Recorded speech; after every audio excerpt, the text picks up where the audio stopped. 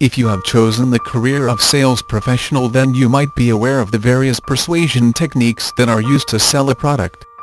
These techniques and unique needs to be practiced to perform better in your field. Lots of people who have entered into this field do not know how to persuade the customers to purchase their products. This can create trouble in your career because if you fail to persuade the potential customers, then your profit from sales will turn to zero. You should always remember that persuasion is an art. It might not come to you on its own. You should try to learn this art, but before this you should try to have an idea about the psychology of selling. You might think that whether the psychology part is necessary or not, if you do not understand the actual reason of a customer buying a product, then you would not be able to put that reason forward for them to buy. Learning the psychology of selling will help you have an idea about the minds of the customers. It is very important to think like a customer and not like a seller when you are trying to sell your product. First of all, you should always wait for the right time. Always lay stress on the benefits of your product and the advantages it is going to bring for the customers.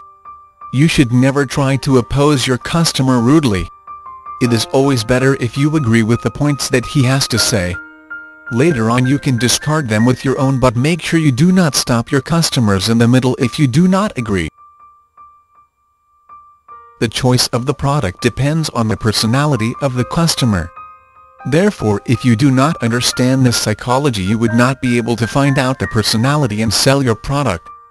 Therefore, sales psychology is not only an interesting subject, but it is important too. If you can learn how to persuade, then half of your selling job is complete.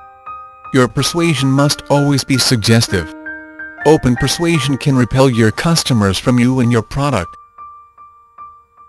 If you are trying to convince a customer about something, then always make sure that you talk about all positive things and memories. It is always better to avoid any bad things as well as bad memories. You should try to make the item important to your customer so that he is unable to avoid it. These are some of the best ideas about how to persuade your customers. Persuade to buy your product as well as remain loyal to the brand. For more information, visit our website.